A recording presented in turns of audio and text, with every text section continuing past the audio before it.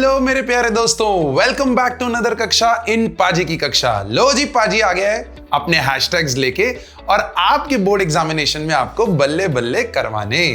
हाँ जी, आ गए हम लोग केमिकल काइनेटिक्स चैप्टर लेके, जिसमें हम उसकी एनसीईआरटी हिटलिस्ट क्वेश्चंस को देखेंगे। भाई ये चैप्टर आपके बोर्ड एग्जामिनेशन का 10% है, तो अगर आप 100 मार्क्स का पेपर लिख रहे हो तो ये 10 मार्क्स है, और अगर आप 70 मार्क्स का पेपर लिख रहे हो तो ये नियरली 7 to 8 मार्क्स के क्वेश्चंस आएंगे इस पर्टिकुलर चैप्टर में से।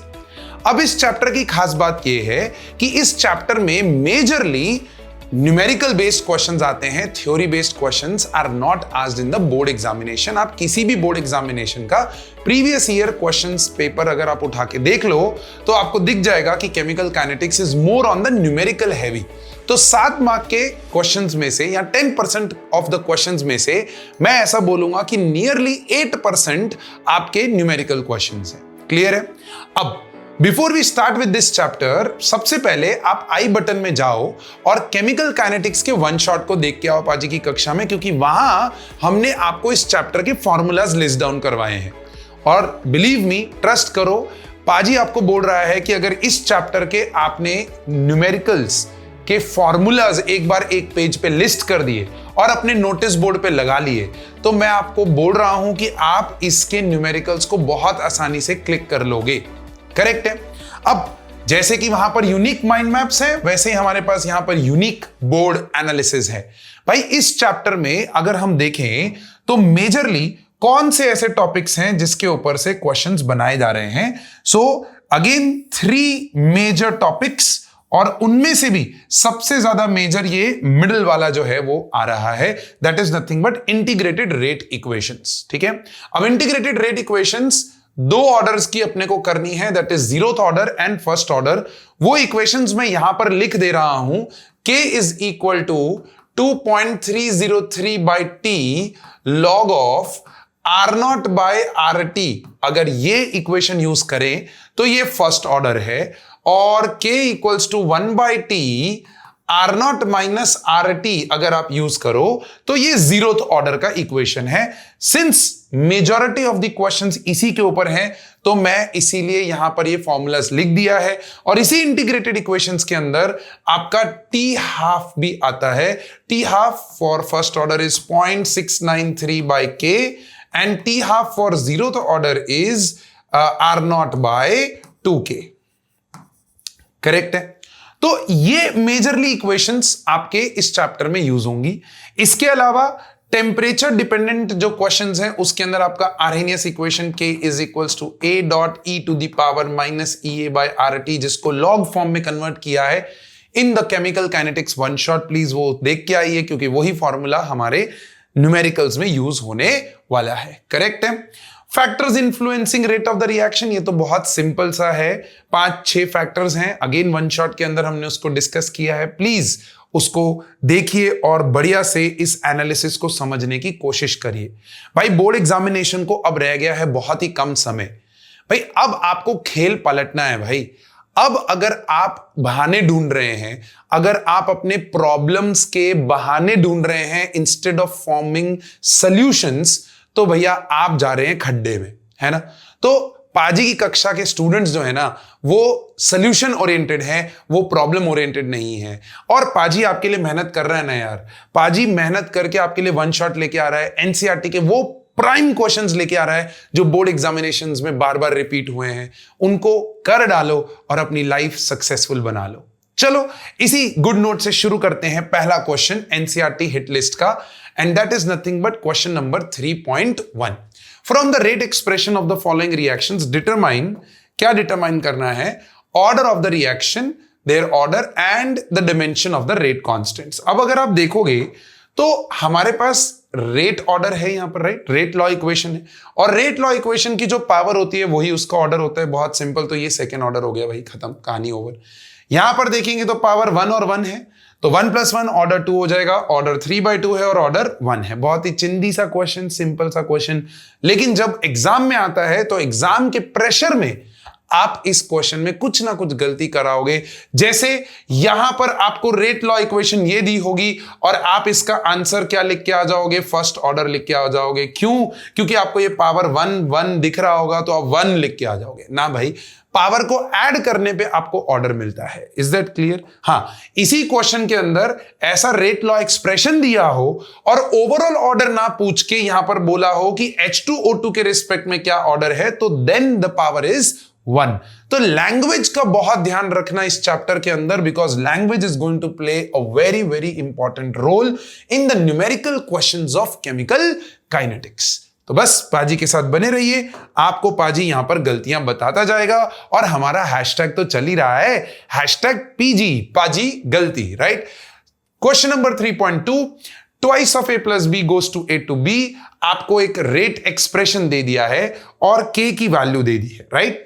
अब उसके अंदर हमें करना क्या है, अगेन कॉन्सेप्ट को समझो, यहां पर बहुत तगड़ा कॉन्सेप्ट है। हमारे पास एक इक्वेशन है, twice of A plus B goes to A to B, time t equals to 0 पे वो बोलता है कि अपने पास A का जो कंसंट्रेशन है वो 0.1 है और B का 0.2 है और बाजू में उसने रेट लॉ एक्सप्रेशन दिया हुआ है, that is A into B का स्क्वायर। अब वो बोल रहा है कि find the rate, initial rate है ना, तो उसमें A की वैल्यू 0.1 डालनी है और B की वैल्यू 0.2 डालनी है और आंसर निकाल लेना है। बहुत सिंपल है, K का वैल्यू अपने को दिया हुआ है, दैट इज दिस। हाँ, ऑब्वियसली हम सॉल्व नहीं करने वाले हैं भाई, पाजी की कक्षा पाजी कभी सॉल्व नहीं करता है। पाजी आपको इंडिपेंडेंट बनाएगा, पाजी पे डिपेंडेंट नहीं बनाएगा कि भाई ये कर डाला तो ये हो जाएगा, वो कर डाला तो ऐसा हो जाएगा, कुछ नहीं होगा भाई, सब कुछ करना है ना। एनसीईआरटी बहुत बहुत इंपॉर्टेंट है और ढंग से करनी है, अपने को सॉल्व करनी है। अब देखो जो इसका सेकेंड पार्ट है ना, वो बहुत इंटरेस्टिंग है कि calculate the rate of the reaction after A is reduced to, तो मतलब वो बोल रहा है कि सम टाइम t के बाद ये 0.06 हो चुका है, तो मतलब कितने से रिडक्शन हुआ, 0.04 से। अब देखो उसके रिस्पेक्ट में B कितना है वो हमें ढूंढना है। तो देखो 2 मोल के सामने 1 मोल कंज्यूम होने वाला था, तो 0.04 कंज्यूम होने पे ये 0.02 कंज्यूम होगा, तो 0.2 में से 0.02 माइनस करेंगे और 0.18 बचेगा। अब आपको फाइनल इक्वेशन में ये और ये वैल्यू डालनी है। सो नेक्स्ट रेट जो आपको ढूंढना है, that is K into 0.6 into 0.18 का स्क्वायर। बस यहां पर गलती बता देता हूं, हैशटैग पाजी गलती। Calculate the rate of the reaction after A is reduced to 0.06 बोल के A इज रिड्यूस्ड बाय 0.06 बोल दिया होता तो ये 0.04 की जगह पे 0.06 हो जाता और फाइनल यहां पर 0.04 आता। बस ये ऐसे ट्विस्ट मार सकता है टू और बाय, ठीक है। तो इस क्वेश्चन का हैशटैग PG मैंने आपको बता दिया कि टू और बाय के फर्क में देखो लैंग्वेज में क्या करेगा एग्जामिनर, आपको ले डूबेगा। चलो यहां देखो next question, the decomposition of NH3। अब देखो क्वेश्चन को ध्यान से पढ़ना है। The decomposition of NH3 on a platinum surface is a zero order reaction. अगर ये जीरो ऑर्डर है तो R इक्वल्स टू K हो जाएगा, because concentration of reactant to the power 0 है ना, तो ये तो 1 हो गया। अब ये जो जीरो ऑर्डर था ये बच्चे ने पकड़ा नहीं और यहां पर आपको ये पता चला नहीं। What are the rates of production of N2NH2 if K की वैल्यू दे दी। अब जो K की वैल्यू है वही रेट की वैल्यू है, सिंपल है। अब हमारे पास क्या है, देखो डिकम्पोजिशन ऑफ NH3। तो मैक्सिमम बच्चे यहां पर क्या गलती करेंगे, हैशटैग PG में आप क्या गलती करोगे, आप इक्वेशन ये बना लोगे। आता सब कुछ है लेकिन मानना नहीं है, बस यही तो प्रॉब्लम है ना। आप ये इक्वेशन बना लो, अरे भाई ये तो फॉर्मेशन हुआ ना, हमें तो डिकम्पोजिशन बोला था, तो आपको बेसिकली ये वाली इक्वेशन बनानी है। अब वो बोल रहा है कि ये आपके पास है, आप बोलो कि rate of formation of N2 and H2 क्या है। So we know that rate of formation of N2 is nothing but change in concentration delta, change in concentration of N2 by delta T, और positive में ही होगा। Whereas rate of formation of H2 is basically nothing but change in concentration of H2 by delta T। ऐसा ही होता है ना। अब rate of formation, rate of N2, अब रेट के टर्म्स में ये कैसे डिफाइंड है? तो रेट के टर्म्स में if you know that rate of NH3 is equal to rate of decomposition of NH3 by 2 is equal to rate of formation of N2 by 2, by 1 he, because stoichiometric coefficient 1 है, और this is equals to rate of formation of H2 by 3. अब again दिमाग लगाना है आपको क्या मिल गया? This is equal to rate, right? अब रेट का वैल्यू अपने पास है, ये रहा 2.5 into 10 to the power -4, and this is equal to this in terms of hydrogen. तो आपको करना क्या है? ये 1/3 था, अब ये 1/3 को करना क्या था? रेट से मल्टीप्लाई करना था. तो there was a rate over here, उसको 3 से मल्टीप्लाई करोगे तो ये आ जाएगा 7.5, और यहां पर जो है this is directly equal to rate only because there is no stoichiometric coefficient, 1 ही है. So therefore whatever the value of R, that is the value of N2. Simple, clear है? बहुत प्यारा क्वेश्चन है, एमसीक्यूज में पूछे जाने के बहुत चांसेस है. 3.4, the decomposition of dimethyl ether leads to the formation. ठीक है, उसने दे दिया रेट लॉ की एक्सप्रेशन दे दी. अब रेट लॉ एक्सप्रेशन दे दिया, वो बोलता है rate of the reaction is followed by increase in pressure in a closed vessel. ठीक है, प्रेशर को इंक्रीज कर दिया गया है. So the rate can also be expressed in terms of partial pressure. ठीक है, पार्शियल प्रेशर के terms. If pressure is measured in bar and time in minutes, तो बोलता है then what are the units of rate and rate constants. अब ध्यान से देखना, बहुत प्यारा क्वेश्चन है ये, प्लीज. रेट क्या होता है? Change of pressure per unit time, right? अब प्रेशर है बार और टाइम है मिनट, तो bar per minute, that's your rate का एक्सप्रेशन. बट आपका जो रेट कांस्टेंट होता है, यहां पर गलती. रेट कांस्टेंट जो होता है, इसका unit depends on the order of the reaction, right? It depends on the order of the reaction. जिसका आंसर क्या था? ध्यान से याद रखना, मोल पर litre raise to power 1 - n पर सेकेंड. अब यहां पर जो टाइम है वो तो मिनट में दिया है, तो ये पर मिनट हो जाएगा, और ये जो कंसंट्रेशन है इसकी जगह पे प्रेशर दिया है, तो basically bar raise to 1 - n और आ जाएगा पर मिनट. तो देखो n क्या है? 3/2, यहां से मिल गया 3/2. सो 3/2 करोगे तो ये बार रेज टू 1 - 3/2, तो दैट इज -1/2 पर minute. That's your answer for rate constant. बहुत प्यारा. रेट कांस्टेंट के जनरल फॉर्म को अपने दिमाग में रखो in terms of pressure as well as in terms of concentration, तो ही आपके आंसर्स जो है वो सही आएंगे. और कई बार क्या होता है कि वो इन्हीं रेट कांस्टेंट के यूनिट्स से आपको ऑर्डर आइडेंटिफाई करने के लिए भी बोल सकता है. ऐसे कुछ क्वेश्चंस आपके एनसीईआरटी में भी हैं. We will discuss it further in this class. A reaction is second order with respect to the reactant. Okay, अब ध्यान से इस क्वेश्चन को again. A reaction is second order with respect to a reactant, मतलब R equals to K R⁻² हो जाएगा. How is the rate of the reaction affected if the concentration is doubled? अब देखो, कंसंट्रेशन को double किया, अब इसको double किया तो स्क्वायर पे डिपेंडेंट था, मतलब 4 टाइम्स आपका रेट जो है वो इंक्रीज हो जाएगा. ऐसे ही सोचो, reduce to half. Reduce to half मतलब R जो है वो 1/4 से रिड्यूस हो जाएगा, क्योंकि इसको 1/2 रखोगे, 1/2 का स्क्वायर बाहर आएगा, तो बेसिकली क्या हो जाएगा? 1/4. ऐसे क्वेश्चंस अगेन आपके एमसीक्यूज में बहुत फेवरेट हैं. तो जो मैंने आपको बोला ना कि 2 मार्कर्स 3 मार्कर्स 2 और 3 मार्क्स जो हैं आउट ऑफ योर 10%, जो 2 से 3% हैं, वो 3% जो है वो आपके एमसीक्यूज फॉर्मेट में इस तरीके के क्वेश्चंस आ सकते हैं. Again, in a pseudo first order. Now, this is very beautiful question given in NCERT. Maximum बच्चे इसमें कंफ्यूज हो जाते हैं, एंड बोर्ड एग्जामिनेशंस के अंदर आई हैव ऑब्जर्व्ड कि ये वाला क्वेश्चन बहुत बार पूछा गया है. तो प्लीज इस चीज का ध्यान रखना, ठीक है? So in a pseudo first order hydrolysis of ester, ठीक है। अब सूडो फर्स्ट ऑर्डर जैसे ही उसने बोल दिया, मतलब यहां पर आपका फर्स्ट ऑर्डर का काइनेटिक्स जो है वो चलेगा। तो फर्स्ट ऑर्डर की जितनी भी इक्वेशंस है वो चलेगी in water.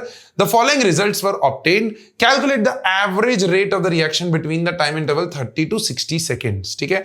So average rate, तो एवरेज रेट अपने को ढूंढना है, तो रेट इज इक्वल टू, अपने को पता है रेट का इक्वेशन क्या होता है, व्हाट इज रेट का equation, so R equals to delta change in concentration upon delta T.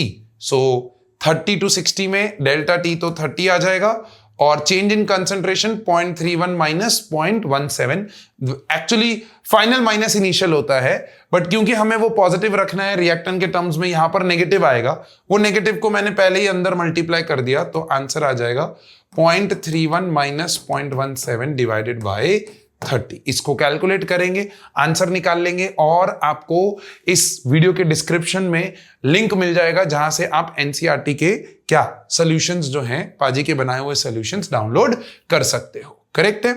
फिर सेकंड में क्या पूछा है, calculate the pseudo first order rate constant, ओहो, for the hydrolysis of ester. अब रेट कांस्टेंट का equation that is 2.303 by T log of R0 by RT। Correct है। अब क्या करना है, पहले आप ये इंटरवल लोगे, सो दैट इज 30 सेकेंड्स। 30 सेकेंड्स में जो चेंज आ रहा है दैट इज R0 लोगे 0.55, RT लोगे 0.31, K का वैल्यू निकाल लोगे, फिर ये K1 आएगा, ऐसे ही K2 आएगा, ऐसे ही K3 आएगा, और आप उससे K1, K2 और K3 निकालोगे, और K1 plus K2 plus K3 को डिवाइड बाय 3 करके एवरेज K निकाल लोगे। क्लियर है। कुछ नहीं, कैलकुलेशंस ही हैं, बहुत हैवी होंगी कैलकुलेशंस। कुछ क्वेश्चंस के तो मैं सॉल्यूशंस भी लेके ही आया हूं, सो दैट ये वीडियो आपके लिए फास्ट हो सके, शॉर्ट हो सके। क्लियर है, परफेक्ट है। चलो अब ध्यान दो, बहुत इंपॉर्टेंट। नेक्स्ट क्वेश्चन के अंदर अगर हम जाएंगे तो किस तरीके का है, अब ये मैं नहीं करवाऊंगा, ये आप लोग कमेंट बॉक्स में डालिए और आंसर निकालिए। मैं आपको हिंट देता हूं, reaction is first order with respect to A and second order with respect to B, ठीक है। तो आपको पहले रेट लॉ एक्सप्रेशन बनाना है, ए और बी के टर्म्स में कुछ उसने दिया हुआ है, तो वो पावर्स आएंगी, और फिर उसके बाद उसने यहां पर क्या दिया हुआ है कि आप डबल कर रहे हो तो क्या हो रहा है, right. What, how is the rate affected on increasing the concentration of B 3 times, A को वही रखा, बी को 3 टाइम्स बढ़ा दिया। How is the rate affected if both A and B are doubled, तो इसको भी डबल कर दिया, इसको भी डबल कर दिया। अब ये स्क्वायर पे डिपेंडेंट था, है ना, तो 4 टाइम्स 4 2 8 टाइम्स बढ़ जाएगा। इस तरीके से आपको ढूंढना है। अच्छा, डिफरेंशियल रेट इक्वेशन कैसे लिखेंगे, यहां पर बच्चे confuse. Sir differential rate equation तो आर जो होता है ना, that is also written as minus d R by d t, है ना। रिएक्टेंट के टर्म्स में वो minus d R by d t लिखा जाता है, तो उसको बस यहां डाल देना है, and K A to the power 1 B to the power 2, that's your differential equation. ये एक बार बोर्ड एग्जामिनेशन में पूछा गया है, सीबीएसई बोर्ड एग्जामिनेशन में ये क्वेश्चन पूछा गया है, वहां पर बच्चे इस पार्ट में कंफ्यूज हुए हैं कि डिफरेंशियल रेट इक्वेशन कैसे लिखनी है, राइट। सो आप देखो, ऑब्जर्व करो, क्वेश्चंस जो एनसीईआरटी में है वो आपका पूरा पैकेज है, every small detail of the chapter has been covered. तो अगर आप एनसीईआरटी को ही महत्व नहीं दे रहे हो और फिर कोई भी एडवांस बुक सॉल्व करने की कोशिश करोगे, तो बच्चे मैं आपको गारंटी से बोल सकता हूं कि आप केमिकल काइनेटिक्स को नेल नहीं कर पाओगे। एनसीईआरटी ऑफ केमिकल काइनेटिक्स इतनी खूबसूरत बनाई गई है कि अगर आपने हर एक क्वेश्चन को ढंग से कर डाला तो लाइफ झिंगा लाला, अरे है कि नहीं। हां, तो आपको पहले एनसीईआरटी पे फोकस करना है। परफेक्ट है। और अगेन बोर्ड का बहुत कम समय रह गया है। अब अगर आप सीरियस नहीं हो रहे हैं तो भैया आप फिर समझ लो कि अपनी बर्बादी की तरफ चल पड़े हैं। और मानो या ना मानो, करियर के अंदर 12th की बोर्ड की जो मार्कशीट है वो मैटर करती है। आप कोई भी बड़े इंटरव्यू के अंदर अगर आप जाएंगे और उनका प्रोसेस देखेंगे तो सबसे पहले वो अपने इंटरव्यू कैंडिडेट्स को फिल्टर आउट करते हैं फ्रॉम 12th मार्कशीट्स, कि भैया जो लोग 75% से नीचे हैं या जो लोग 80% से नीचे हैं उनको पहले फिल्टर आउट करके साइड पे कर दो, क्योंकि 100 बच्चे इंटरव्यू देने आए हैं, उसमें से पहले वो 12th की मार्कशीट देके क्या कर देंगे, फिल्टर आउट कर देंगे। फिर वो आपके कॉलेज और फिर वो आपके पोस्ट ग्रेजुएशन, बैचलर्स और पोस्ट ग्रेजुएशन के मार्क्स पे आते हैं। सो मेक श्योर कि आप ये एक महीना जो रह गया है बोर्ड एग्जामिनेशन में, उसमें अपनी जी जान लगा दें यार, है ना। और आप पलट सकते हो भाई अपनी किस्मत, ये एक महीने में भी आप पलट सकते हो, बट शुरू आज से करना पड़ेगा। अभी भी अगर आप कुछ बहाने ढूंढ रहे हो तो then you are in the wrong direction. Perfect है, चल आगे बढ़ सकते हैं। नेक्स्ट क्वेश्चन यहां पर है, in a reaction between A and B the initial rate of the reactions are given was measured for different initial concentrations. Now this is very nice question. आपको क्या दिया हुआ है, A की कुछ वैल्यूज दी हुई हैं और B की कुछ वैल्यूज दी हुई हैं। ये 2025 CBSE के पेपर के अंदर सेट 5 का क्वेश्चन है ये, राइट। उसके अंदर ये क्वेश्चन पूछा गया था। अब सबसे पहले आपको करना क्या है, आपको सबसे पहले एक इक्वेशन बना लेनी है यहां पर कि R is equal to K A to the power X and B to the power Y।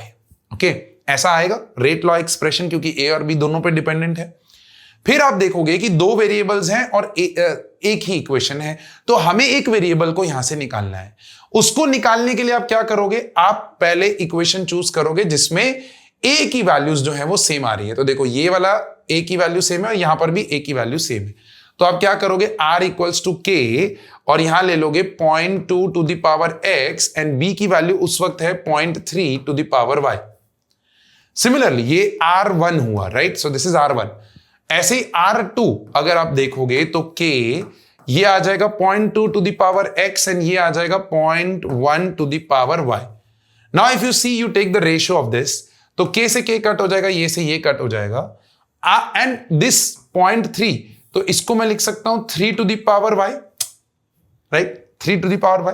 And this is R1 by R2, तो R1 बाय R2 तो अगर आप देखोगे तो 5.07 इंटू 10 टू द पावर -5 और दूसरे में भी 5.07 इंटू 10 टू द पावर -5। तो अगर आप देखो ये वैल्यू 1 आ रही है।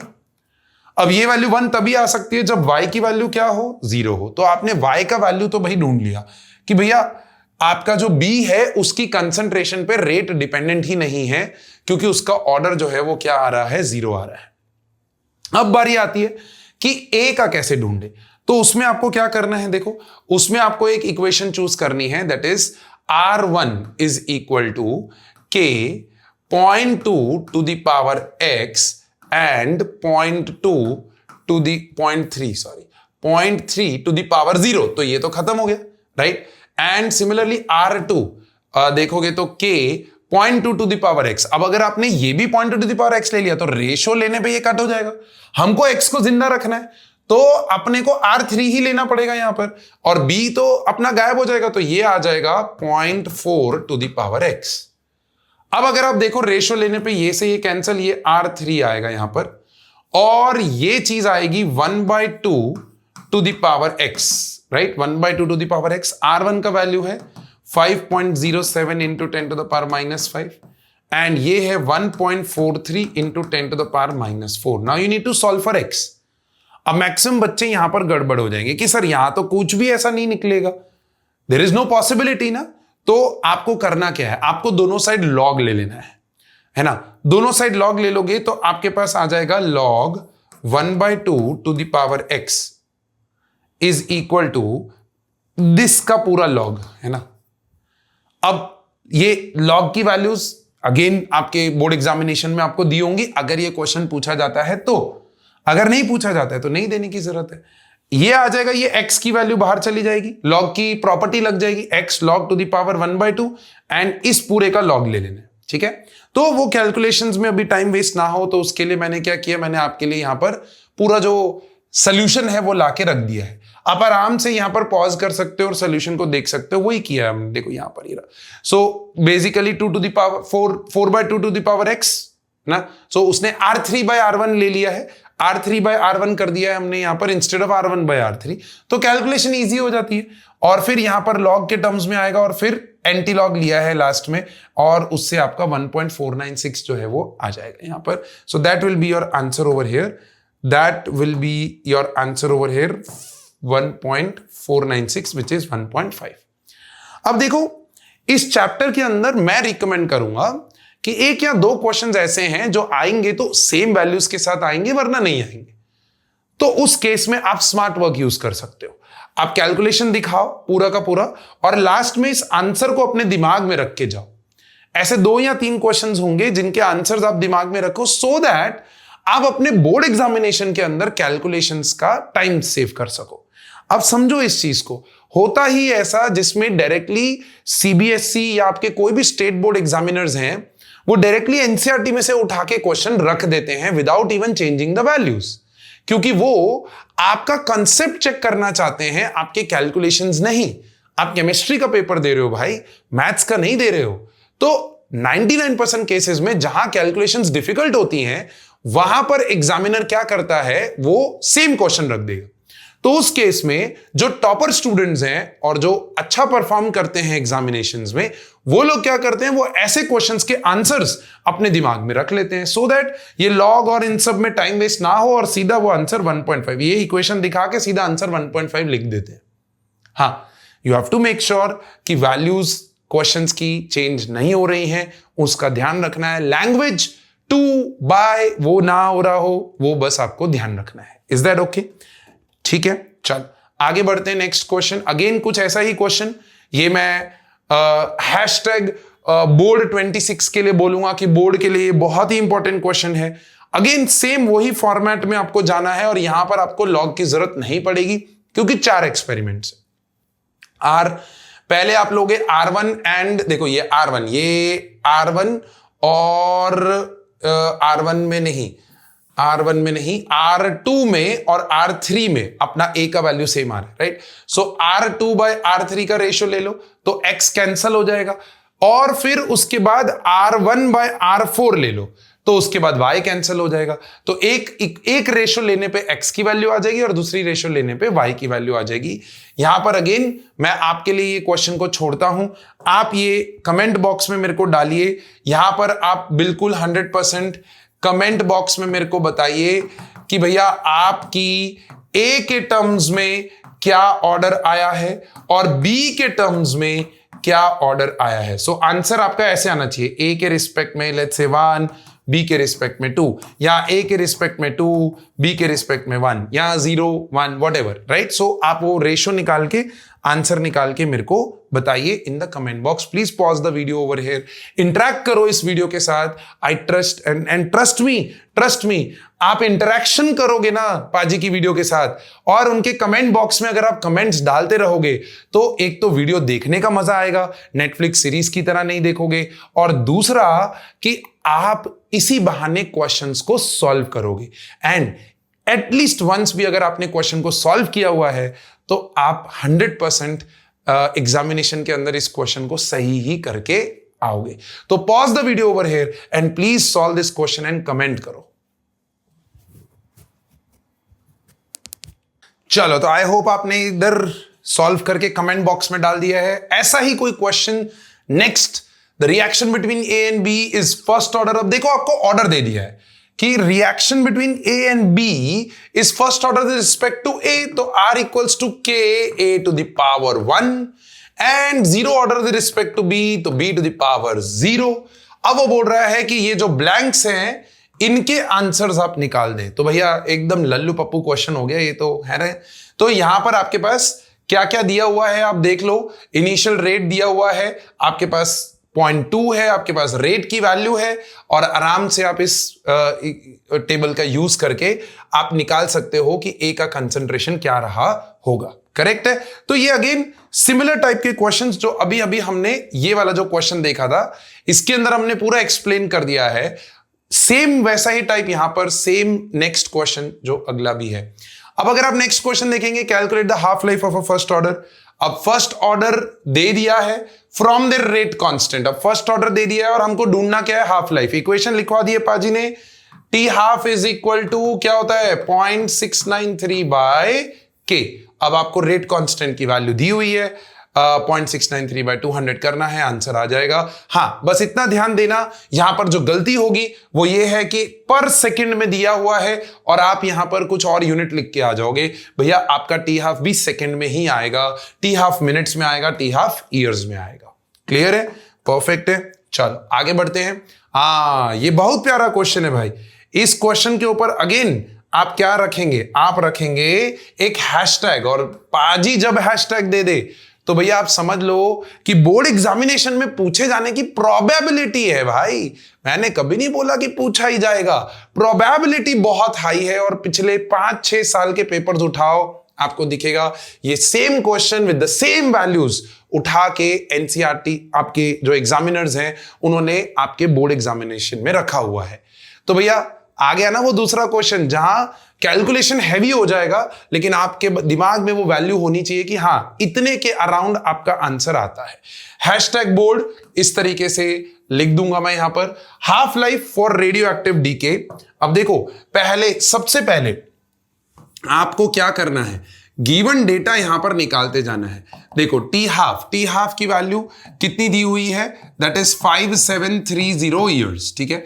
फिर आपको दे दिया an archaeological artifact containing wood had only 80% of C14। अब ध्यान देना, तो मतलब आपके पास फाइनल कंसंट्रेशन जो है वो 80 हो गया है, तो इनिशियल कंसंट्रेशन 100 रहा होगा, राइट, परसेंटेज में है of a living. Estimate the age of the sample. अब देखो यही क्वेश्चन के अंदर सेम यही क्वेश्चन आपके जेईई या नीट में पूछा गया है, और उसमें उसने क्या बोला था, an archaeological artifact containing wood had 80% of C14 consumed.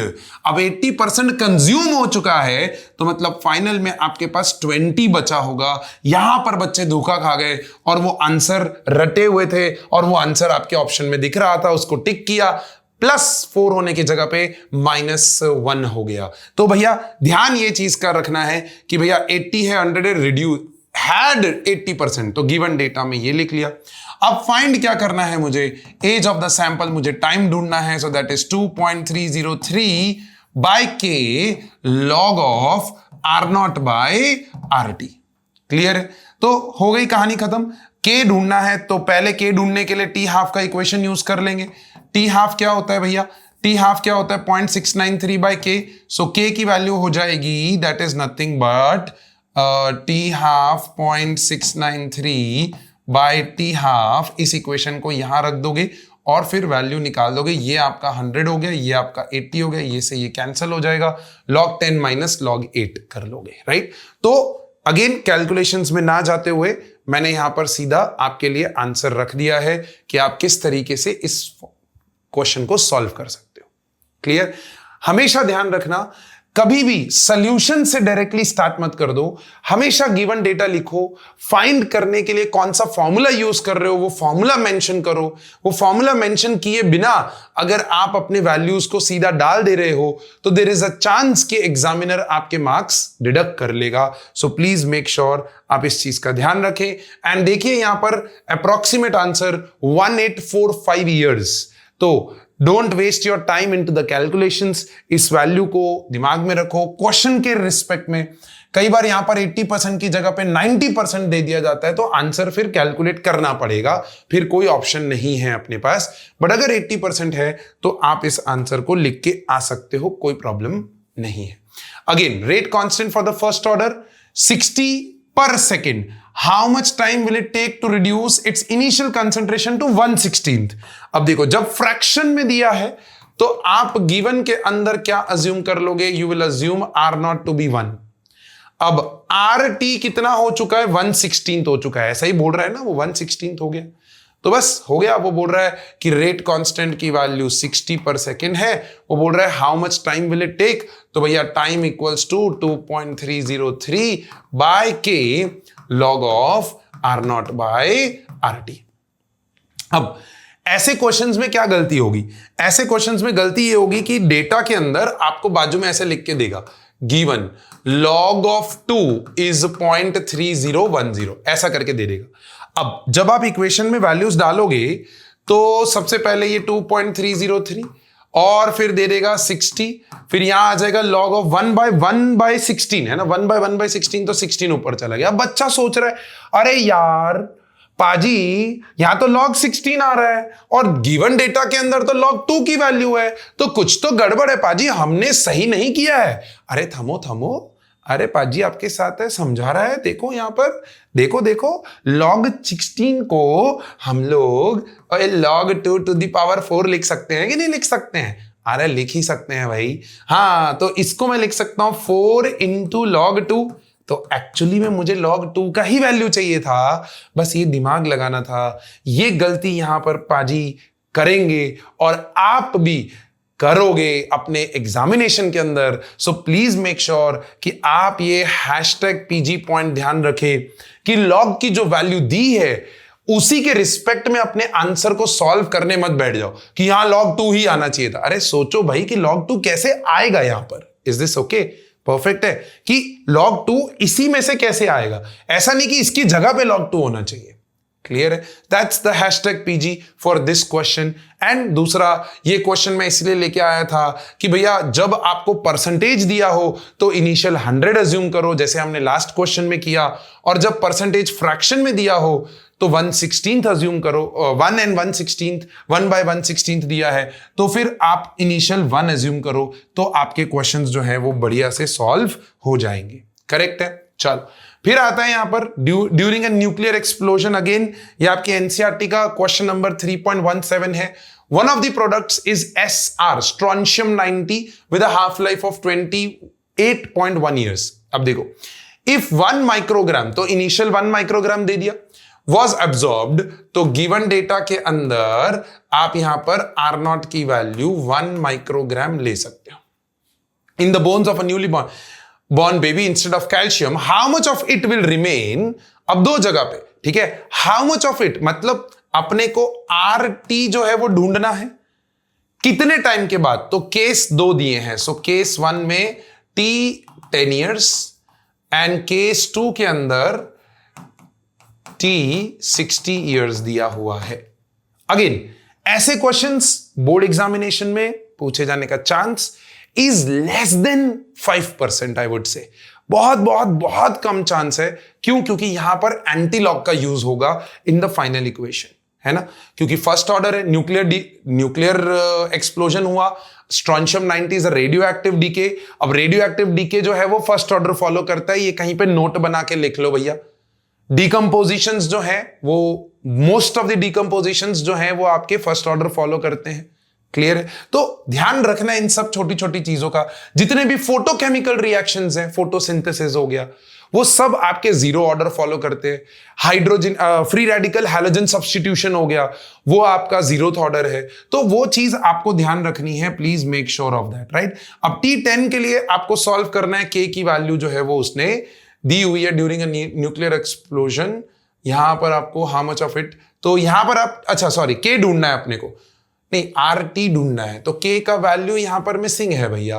During a nuclear explosion 20, अच्छा हाफ लाइफ दिया हुआ है। ओहो, देखो डेटा मिस किया, आंसर में गलती। अब यहां से हम K निकाल सकते हैं, तो पहले आप K निकाल लो। K होता है 0.693 बाय 28.1, राइट। तो ये K निकाल लिया आपने। अब जैसे ही आपने ये K निकाला, क्या करोगे आप? फर्स्ट ऑर्डर की इक्वेशन में डालोगे T equals to 2.303 by, K is equals to 2.303 by T log of R0 by RT। अब T की वैल्यू 10 दी हुई है, K आपने ढूंढ लिया, दैट इज 0.693 by 28.1। इस पूरी इक्वेशन को अब आप अगर ध्यान से देखोगे तो आधे बच्चे ये वैल्यूज डालने के बाद छोड़ देंगे, कैलकुलेशन ही छोड़ देंगे, या इतना कैलकुलेशन कौन टाइम वेस्ट करेगा।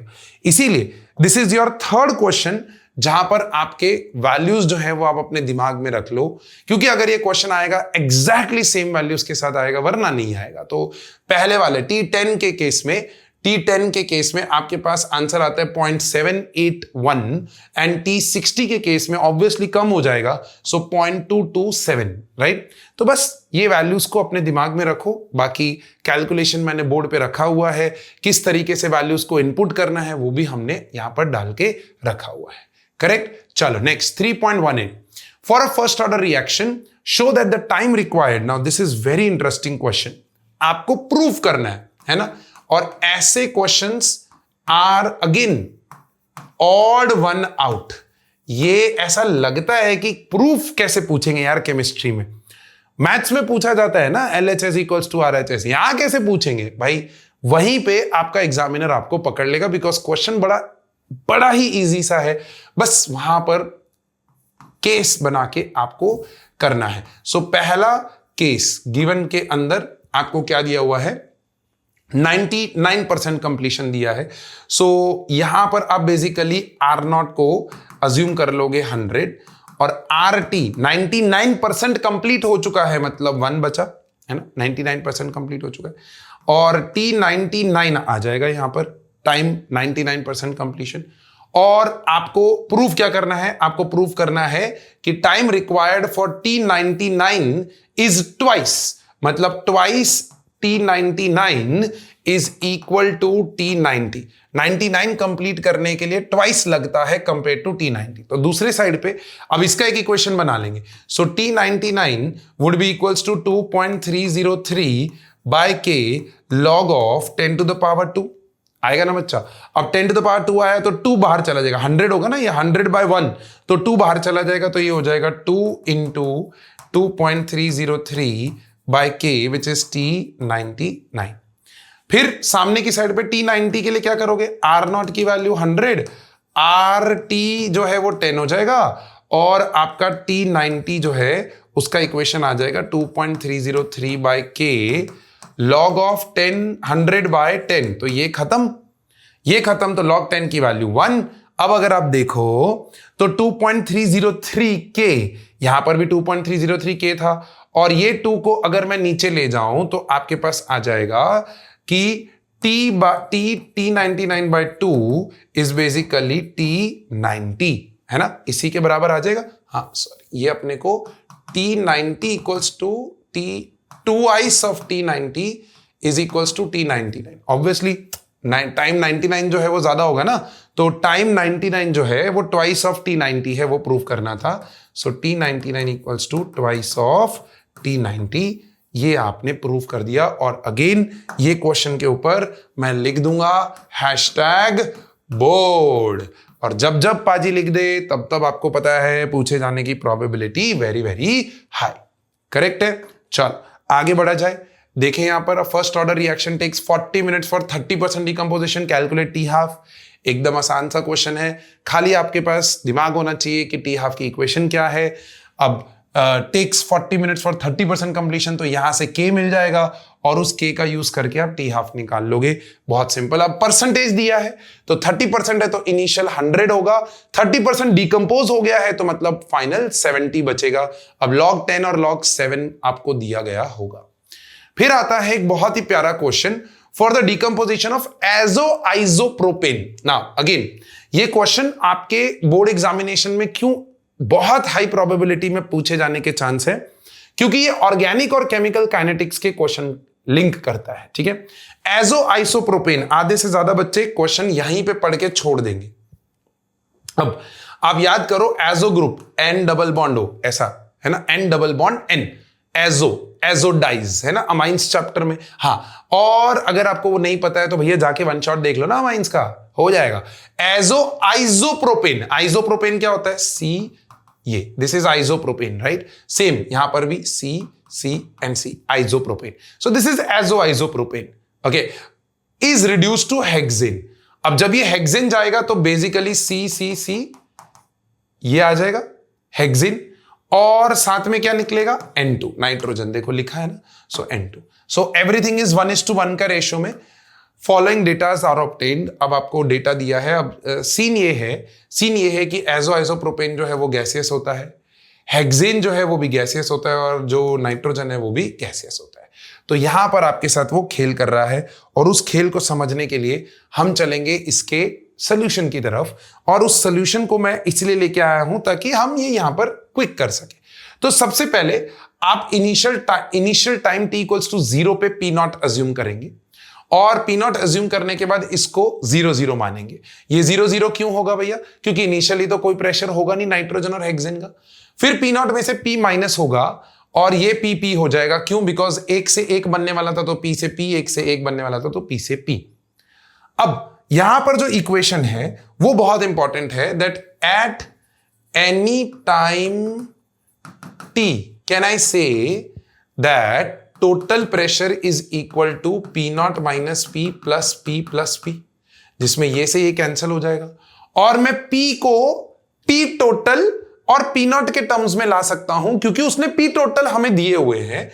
तो P इज इक्वल टू ये P को पॉजिटिव रखना है, पॉजिटिव रखते हुए अगर मैं करूं तो ये चीज P total minus P not हो जाएगा, है ना। ये इक्वेशन समझ में। अब क्या मैं eight any time T can I find out partial pressure at any time T, can I say partial pressure of azo-iso is nothing but P naught minus P? P का वैल्यू ऊपर से निकाल दिया, P naught minus of this, तो minus P total plus P naught, तो value आ जाएगी 2 P naught minus P total. अब जो भी टोटल प्रेशर दिया है और P naught की वैल्यू, तो जो फर्स्ट वाला टोटल प्रेशर होगा वही आपका P naught की वैल्यू होगा, उसको डाल के आप क्या निकाल सकते हो, partial pressure of azo-iso eight any time T during the reaction. वही चीज यहां पर पूरी की पूरी डिराइव की है। This is the equation that we have derived over here. अब for a first order reaction हमें इक्वेशन पता है कि ये हो जाएगा P naught divided by P at some time T, और P at some time T के लिए हमने एजो-आइसो का एक क्या बना लिया है, इक्वेशन बना लिया है। वही इक्वेशन को यहां पर डाल देना है, वही इक्वेशन को यहां पर डाल देना है। दिस इज 2 P नॉट, वो नीचे 2 आ गया है, ऊपर रह गया है 2.303 by T, P not by 2 P naught minus P total. अब जो भी उसने क्वेश्चन पूछा है, रेट कांस्टेंट ढूंढना है, तो रेट कांस्टेंट के लिए क्या करोगे, 360 सेकेंड्स के ऊपर 360 रख के टोटल प्रेशर आपको दिया हुआ है, वो टोटल प्रेशर आप डालोगे और K की वैल्यू निकालोगे, फिर 720 सेकेंड्स पे K निकालोगे और फिर average K, that is K1 plus K2 divided by 2। Highly anticipated question है भैया बोर्ड एग्जामिनेशन का, सीधा 3 मार्क में क्वेश्चन आएगा, ये सीधा 3 मार्क में क्वेश्चन होगा और वहां पर मैक्सिमम बच्चे जो हैं वो कंफ्यूज आ जाएंगे कि ये इक्वेशन को बनाए कैसे, है ना। तो आराम से पाजी की कक्षा का ये वीडियो देखो और अपने दोस्तों के साथ भी शेयर कर लो यार, है ना। सेल्फिश मत बनो यार, दे दो अपने दोस्तों को कि देख भाई ये क्वेश्चन तो पाजी ने मस्त करवा दिया अपने को। अब ये क्वेश्चन के अंदर बस इतना समझना है, क्योंकि हमें प्रेशर के टर्म्स में चीजें लिखनी है, तो हमें प्रेशर चाहिए किसका, एजो-आइसोप्रोपेन का, at time T equals to 0 and at some time T। अब वो सम टाइम T के लिए हमारे पास P की वैल्यू नहीं थी, तो हमने उस सम टाइम T पे P टोटल के टर्म्स में क्या निकाल दिया, इक्वेशन निकाल दिया। ऐसा ये क्वेश्चन है नेक्स्ट। अगेन ये पिछले क्वेश्चन से भी ज्यादा बोर्ड में एंटिसिपेशन है मेरा, क्योंकि इसकी कैलकुलेशंस भी इजी हैं और ये मजा भी आता है सॉल्व करवाने में, ठीक है ना। तो आपको एक इक्वेशन दी हुई है, अगेन मैं यहां पर वो इक्वेशन लिखूंगा और आप ध्यान से देखिएगा क्या दिया हुआ है। SO2Cl2 डिकम्पोज हो रहा है इनटू SO2 एंड Cl2। अब आपको हर बार इक्वेशन डिराइव करने की जरूरत नहीं है, जब ये रेशो 1:1:1 है ना, तो आप सीधा लिख सकते हो that for first order reaction.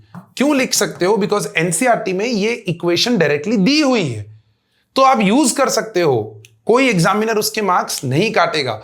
For first order K is equal to 2.303 by T log of initial pressure by 2 P naught minus P total. ये है, दिस इज द इक्वेशन जब 1:1:1 रेशो चल रहा हो, और जनरली क्वेश्चन 1:1:1 के ratio में होगा। अब पूछा क्या है उसने पूछा है find the rate of the reaction when total pressure is 0.65। तो सबसे पहले आप K की वैल्यू ढूंढ लोगे, क्यों, क्योंकि आपको 100 सेकेंड्स पे वैल्यू दी हुई है टोटल प्रेशर की। तो आप क्या करोगे, K is equal to 2.303 by 100 log of P naught की value 0.5 and 2 P naught, 2 P naught मतलब 1 हो गया, 0.5 इंटू 2 1 माइनस 0.6, तो ये 0.4 हो जाएगा। पॉइंट से पॉइंट का लॉग 5 माइनस लॉग 4, ये पूरा इक्वेशन निकाल के K का वैल्यू निकाल लोगे। अब R is equals to K partial pressure of SO2Cl2 raise to power 1, because first order है, when P टोटल इज 0.65, यही तो ढूंढना है। तो पहले तो आप पार्शियल प्रेशर ढूंढ लो ये वाली इक्वेशन में डाल के, है ना। सो P of SO2Cl2 is 0.5 into 2 minus 0.65, that is 0.35। अब ये 0.35 को यहां डालोगे, के का वैल्यू जो यहां से निकाला यहां डालोगे, आंसर निकाल लोगे।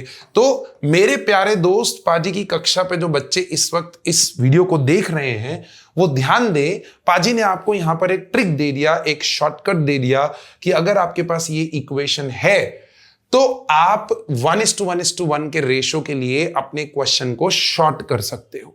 हाँ, ये इक्वेशन आई कहां से है वो हमने अभी अभी आपको डिराइव करके पूरी की पूरी दिखा दी है। आपको ये डेरिवेशन हर बार दिखाने की जरूरत नहीं, आप सीधा यहां से शुरू कर सकते हो, बट प्रोवाइडेड 1:1:1 का रेशो चल रहा हो between reactants and products. Simple है। चलो, तो मैंने इसका भी सॉल्यूशन लाके रखा था, इसमें भी मैंने डेरिवेशन डाल के रखा हुआ है, बट मैंने क्या बोला, आप सीधा यहां से शुरू कर सकते हो। चलो आगे बढ़े। The rate constant for decomposition of hydrocarbons is this. Okay, तो given data, again data given जब तक नहीं लिखोगे क्वेश्चन नहीं तोड़ पाओगे। रेट कांस्टेंट दिया है तो के का वैल्यू दे दिया, दैट इज 2.418 इंटू 10⁻⁵ पर सेकेंड। पर सेकेंड से पता चल गया कि ये फर्स्ट ऑर्डर है, रिक्वायर्ड है कि नहीं देख लेते हैं। If the energy of activation, so EA दे दिया भैया 179.9 किलो जूल पर मोल। What will be the value of pre exponential factor, मतलब आपको A की वैल्यू ढूंढनी है कि नहीं? सिंपल है ना, तो बस यही है, आसान और इजी। अब अगर आप देखो तो आपको ये इक्वेशन याद है, log of K is equal to log of A minus EA by 2.303 R into 1/T। अब अगर आप देखो टेम्परेचर दिया हुआ है, कितना दिया है 546 केल्विन। अगेन कैलकुलेशन हैवी कर दिया है क्वेश्चन को, बट यही सेम टाइप का क्वेश्चन कैलकुलेशन इजी करके आपका एग्जामिनर आपको पूछ सकता है। अभी के लिए यहां पर कैलकुलेशन टफ है, बिकॉज इसको 546 रखोगे, आर की वैल्यू को 8.314 रखना है, लेकिन जिन बोर्ड्स में कैलकुलेटर अलाउड नहीं है मैं उनके लिए बोलता हूं कि 8.314 को 100/12 यूज करो, और जहां पर 0.0821 यूज करना है वहां पर 1/12 यूज करो, कैलकुलेशन थोड़ी इजी हो जाएगी, राइट। और EA अपने को दिया हुआ है 179.9 किलो जूल में दिया है, वो ध्यान रखना, उसको 1000 से मल्टीप्लाई करना है ताकि वो जूल में आ जाए, बिकॉज नीचे R की वैल्यू जूल में है। फिर ये 2.303 है, log A मुझे ढूंढना है, log K की वैल्यू K उसने दिया हुआ है, तो थोड़ा कैलकुलेशन हैवी है, बट इक्वेशन जो है कौन सी यूज करेंगे वो है ये वाली, राइट। और इसीलिए मैं आपके लिए अगेन इसका कैलकुलेशन लेके आया हूं। पूछे जाने का chance of such a question less than 5% है। आप ऐसे क्वेश्चंस पे कंसंट्रेट ना करें, बट हाँ आपके दिमाग में से मैं एक बार निकाल रहा हूं कि ऐसा क्वेश्चन अगर आ जाए तो पाजी के बच्चे जो हैं वो ऐसे नाराज ना हो कि अरे यार ऐसा तो कुछ हमने कभी देखा ही नहीं पाजी की कक्षा में। हाँ, तो वो नहीं होना चाहिए। हाँ, इसका फाइनल आंसर ये रहा, आप देखेंगे बहुत ही तगड़ा एंटीलॉग लेना पड़ेगा, एंटीलॉग ऑफ 12.591। तो ऐसे कैलकुलेशंस रेयरली एग्जामिनेशन में पूछे जाते हैं। Okay, consider reaction A going to product with K का वैल्यू दे दिया 2 into 10⁻²। Calculate concentration of A remaining after 100 seconds if initial concentration of A was 1 mole. अब अगर आप देखो एक रिएक्शन दिया हुआ है, अब यहां पर बच्चा बोलता है कि सर डेटा तो हम निकाल लेंगे सर, आपने हमें ये तो सिखा दिया है कि डेटा है अपने पास, क्या है K का वैल्यू है सर, K का वैल्यू आ गया 2 इंटू 10⁻² पर second. Calculate the concentration of A remaining, मतलब मुझे final concentration at some time T ढूंढना है, और टाइम का वैल्यू सर उसने 100 सेकेंड्स दे दिया है, और इनिशियल कंसंट्रेशन भी सर कितना प्यारा है उसने 1 दे दिया। लेकिन सर वो ये बताना भूल गया कि कौन सा ऑर्डर है।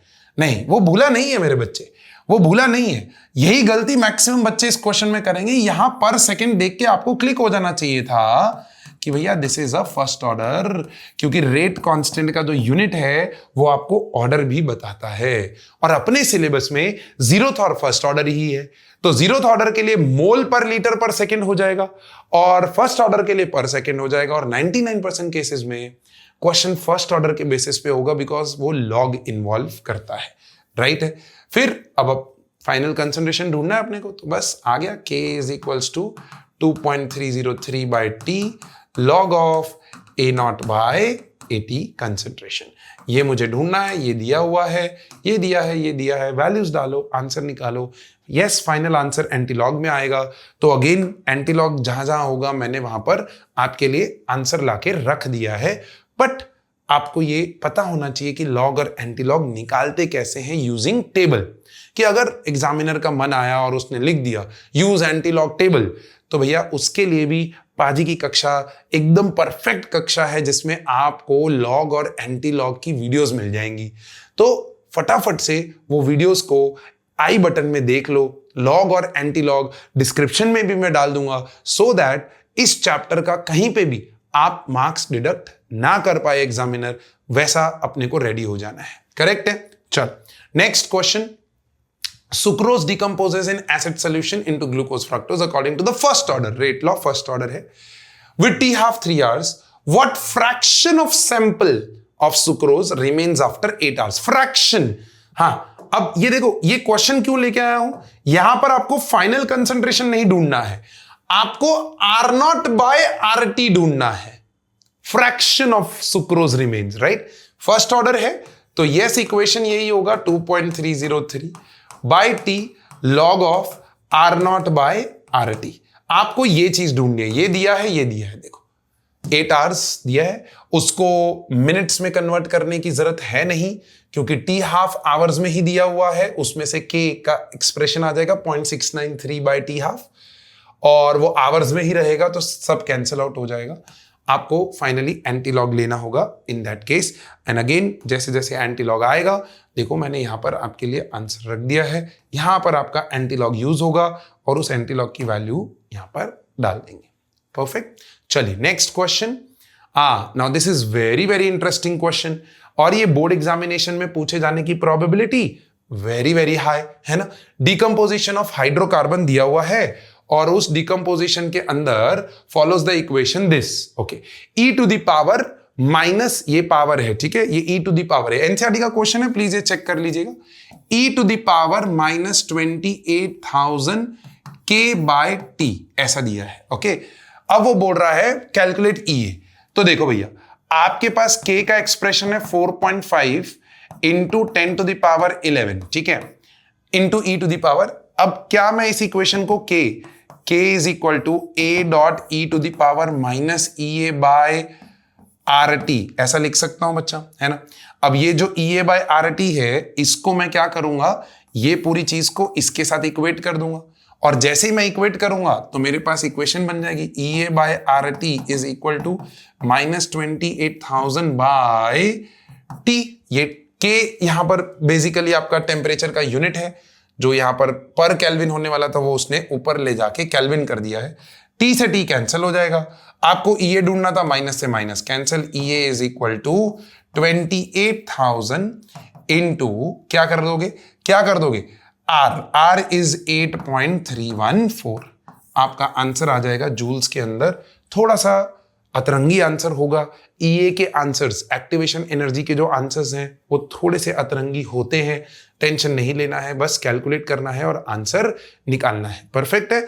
तो इस तरीके से आपको क्या मैंने यहां पर आंसर लाके रख दिया है, आपको मल्टीप्लाई करके आंसर निकालना है। Next, the rate constant for the first order decomposition is given by this. आपको अगेन इक्वेशन दे दिया, अब इस बार अगेन इक्वेट ही करना है, एक्टिवेशन एनर्जी निकालनी है, इक्वेट ही करना है, बस उस इक्वेशन के अंदर लॉग वाली इक्वेशन यूज करनी है। तो log of k is equals to log of a minus EA by 2.303 R into 1 by T. Log के टर्म्स में देखो यहां पर, है ना।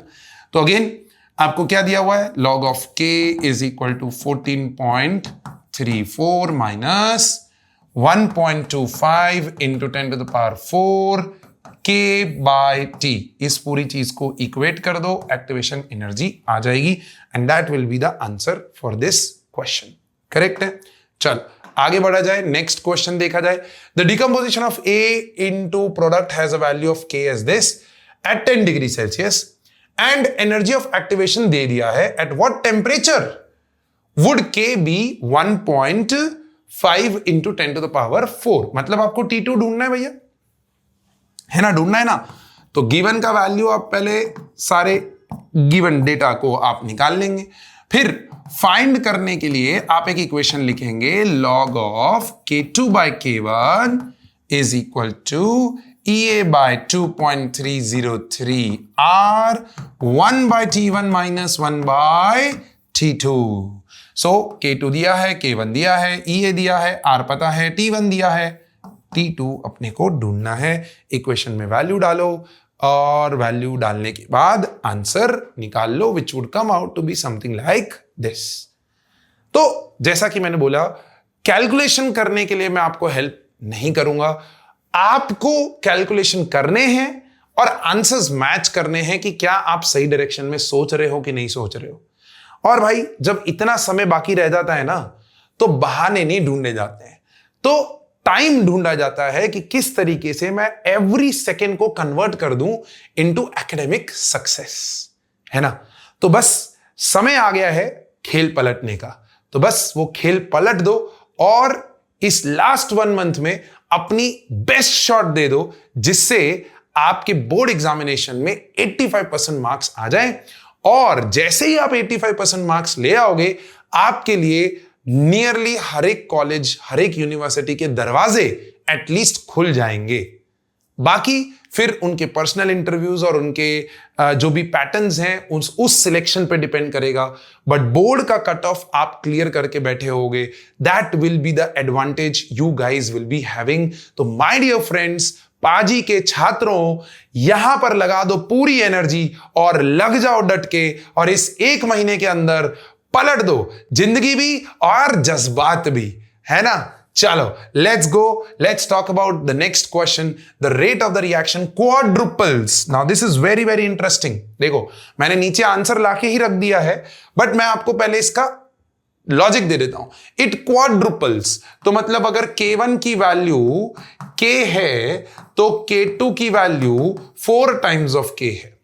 सिंपल, बस ये समझना था। अब इक्वेशन वही यूज होगा, log K2 by K1 is equal to EA by 2.303 R 1 by T1 minus 1 by T2। उसने टेम्परेचर्स दे दिए हैं, 293 से 313 लेके जा रहा हूं। वो बोल रहा है उस वक्त क्या एक्टिवेशन एनर्जी होगा वो कैलकुलेट कर दो, that we are doing it over here. Correct है। तो ये चीज का आपको ध्यान रखना है। इस तरीके से आपके केमिकल काइनेटिक्स के एनसीईआरटी हिट लिस्ट क्वेश्चंस मैंने यहां पर लाके रख दिए हैं। इसके अलावा आपको एनसीईआरटी के जो गिने चुने क्वेश्चंस मैंने स्किप किए हैं वो करने की जरूरत नहीं है, बिकॉज वो बहुत कैलकुलेशन और कॉम्प्लेक्स क्वेश्चंस हैं जिनको पूछे जाने का चांस बोर्ड एग्जामिनेशन में इज लेस।